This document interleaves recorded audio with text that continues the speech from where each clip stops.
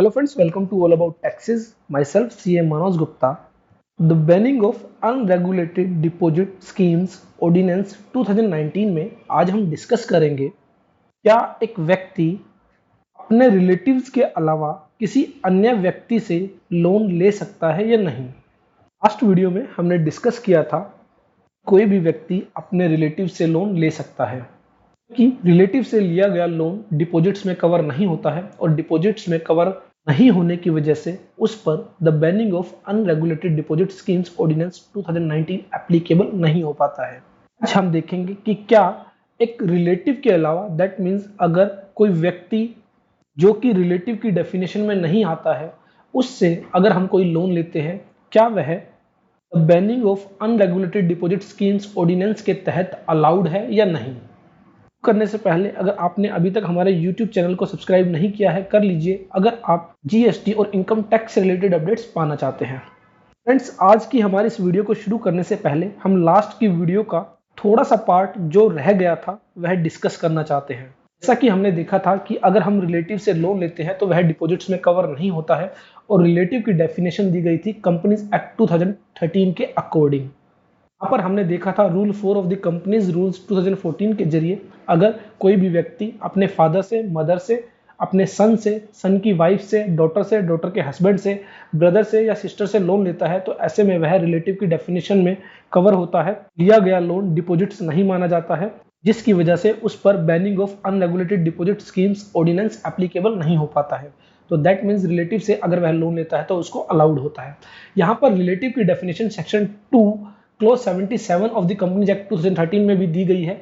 Relative with reference to any person means anyone who is related to another if they are member of Hindu undivided family, number 2 they are husband और wife, और number 3 one person is related to the other in such manner as may be prescribed.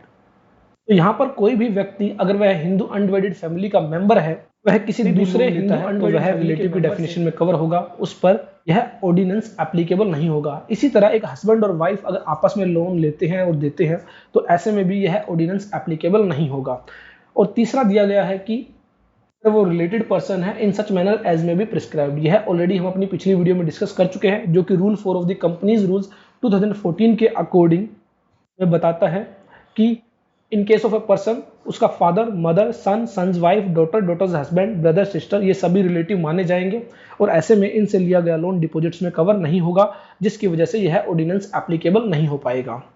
करते हैं आज का हमारा यह discussion जिसमें हम बात करेंगे कि क्या एक रिलेटिव के अलावा किसी अन्य व्यक्ति से लोन लिया जा सकता है या नहीं। तो फ्रेंड्स, यहाँ पर एग्जाम्पल के लिए मान लीजिए मिस्टर वाई मिस्टर एक्स से कहते हैं कि वह एक स्कीम ऑर्गेनाइज कर रहे हैं जिसके तहत आप इन्वेस्ट करते हैं तो आपको 200% तक की रिटर्न दी जाएगी। एक स्पेसिफाइड पीरियड के बाद यह आपकी अमाउंट डबल करके आपको वापस दे दी जाएगी। और यहाँ पर मिस्टर एक्स हैं वो नॉन रिलेटिव हैं, दैट मीन्स वो रिलेटिव की डेफिनेशन में कवर नहीं होते हैं। ऐसे में यहाँ पर मिस्टर एक्स उनको कुछ अमाउंट दे देते हैं।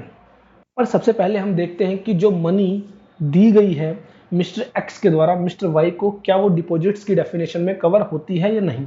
तो यहाँ पर डिपॉजिट की डेफिनेशन हम ऑलरेडी डिस्कस कर चुके हैं। Deposit means an amount of money received by way of an advance और लोन और in any other form by any deposit taker with a promise to return whether after a specified period और otherwise either in cash और in kind और in the form of a specified service with or without any benefit in the form of interest, bonus, profit or in any other form but does not includes। यहाँ पर यह जो money दी गई है mister x के द्वारा वह deposits में कवर हो रही है क्योंकि यह एक अमाउंट है जो कि मिस्टर वाई को दी गई है और मिस्टर वाई के द्वारा प्रोमिस किया गया है कि वह आपको एक स्पेसिफाइड पीरियड के बाद रिटर्न कर दी जाएगी और यह मिस्टर वाई के द्वारा कैश में रिटर्न की जाएगी। ऐसे में यह अमाउंट डिपॉजिट्स में कवर होती है। अब बात करते हैं कि जैसा कि हमने डिपॉजिटर की डेफिनेशन पढ़ी थी, depositor means any person who makes a deposit under this ordinance. तो यहाँ पर जैसा कि यह अमाउंट डिपॉजिट्स में कवर हो रही है तो मिस्टर एक्स के द्वारा दिए गए डिपॉजिट्स की वजह से मिस्टर एक्स का स्टेटस एज ए डिपॉजिटर रहेगा। इसी तरह हमने डिपॉजिट टेकर की डेफिनेशन भी डिस्कस की थी जिसमें कहा गया था डिपॉजिट टेकर मीन्स इंडिविजुअल और group of individual, proprietorship firm, partnership firm, limited liability partnership firm, company, association of person, trust, cooperative society or any other arrangement receiving और सोलिसिटिंग डिपॉजिट्स, जो कि डिपॉजिट्स को रिसीव कर रही है या सोलिसिट कर रही है। तो जैसा कि यहाँ पर मिस्टर वाई डिपॉजिट्स को रिसीव कर रहे हैं, तो मिस्टर वाई को यहाँ पर डिपॉजिट टेकर कहा जाएगा। उसके बाद हम रीड करते हैं अनरेगुलेटेड डिपॉजिट स्कीम की definition. Unregulated deposit scheme means a scheme और an arrangement under which deposits are accepted और solicited by any deposit taker by way of business and which is not a regulated deposit scheme as specified in first schedule. तो यहाँ पर साफ साफ कहा गया कि अगर किसी स्कीम के तहत, किसी अरेंजमेंट के तहत डिपॉजिट टेकर के द्वारा डिपॉजिट एक्सेप्ट किए जाते हैं या फिर सोलिसिट किए जाते हैं और यह उसका बिजनेस है और यह जो स्कीम है यह रेगुलेटेड डिपॉजिट स्कीम नहीं है, तो ऐसे में यह अनरेगुलेटेड डिपॉजिट स्कीम मानी जाएगी। यहाँ पर सेक्शन 3 में साफ साफ कहा गया है, on and from the date of commencement of this ordinance the unregulated deposit schemes shall be banned. It means 21 फरवरी 2019 से unregulated deposit schemes completely ban कर दी गई है। यहाँ पर मिस्टर वाई के द्वारा जो स्कीम चलाई जा रही है वह अनरेगुलेटेड डिपॉजिट स्कीम है और यह कंप्लीटली बैन है। अगर मिस्टर वाई ऐसा करते हैं तो उनको इम्प्रिजनमेंट, जेल हो सकती है और साथ ही उनको पेनल्टी भी पे करनी पड़ेगी।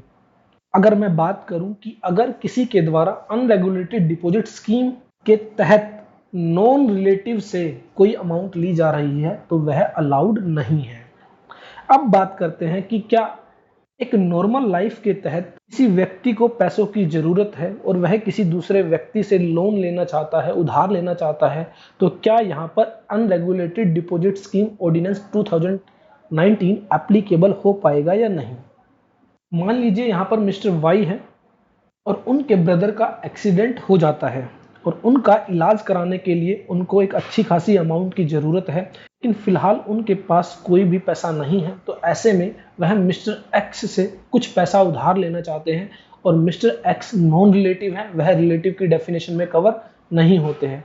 तो क्या ऐसे में मिस्टर वाई अपने भाई के इलाज के लिए मिस्टर एक्स से पैसा ले सकते हैं या नहीं। फ्रेंड्स, यहाँ पर हम सभी प्रोविजंस को एक बार फिर से गो थ्रू करते हैं जिनसे हमें पता लगेगा कि मिस्टर वाई पैसा ले पाएंगे या नहीं। जैसा कि मिस्टर वाई यहाँ पर मिस्टर एक्स से पैसा लोन पर ले रहे हैं, उधार ले रहे हैं, तो वह पैसा उनको एक स्पेसिफाइड पीरियड के बाद वापस करना होगा। हो सकता है वो उस पर इंटरेस्ट पे करे या नहीं। जैसा कि हमने डिपॉजिट की डेफिनेशन में पढ़ा था, deposit means N amount of money received by way of an advance और लोन। तो यहाँ पर अमाउंट तो रिसीव की जा रही है by way of an advance और लोन, एक लोन लिया जा रहा है by any deposit taker with a promise to return whether after a specified period और अदरवाइज। तो यहाँ पर एक प्रोमिस किया जाता है मिस्टर वाई के द्वारा कि वो एक सर्टेन पीरियड के बाद वह पैसा मिस्टर एक्स को वापस कर देंगे, आइदर इन कैश और इन काइंड और without any benefit in the form of interest. तो हो सकता है कि वो इंटरेस्ट पे करें या ना करें। तो अगर प्राइमा फेसी देखा जाए तो यह अमाउंट डिपॉजिट की डेफिनेशन में कवर होती है। डिपॉजिट की डेफिनेशन में कवर होने की वजह से यहाँ पर मिस्टर वाई को डिपॉजिट टेकर कहा जाएगा और मिस्टर एक्स को डिपॉजिटर कहा जाएगा। अब तक की डेफिनेशन में यह अमाउंट डिपॉजिट्स में कवर होने की वजह से मिस्टर वाई को अलाउड नहीं होना चाहिए। लेकिन हम एक बार अनरेगुलेटेड डिपॉजिट स्कीम की डेफिनेशन को भी गो थ्रू करते हैं। Unregulated deposit scheme means a scheme और an arrangement under which deposits are accepted और solicited by any deposit taker by way of business.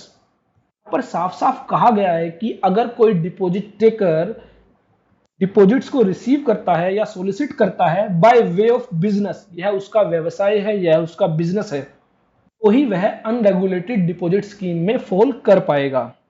जैसा कि हम यहाँ पर देख रहे हैं, मिस्टर वाई के ब्रदर का एक्सीडेंट हुआ है, वह कोई स्कीम रन नहीं कर रहे हैं, वह कोई अरेंजमेंट नहीं कर रहे हैं, यह उनका बिजनेस नहीं है।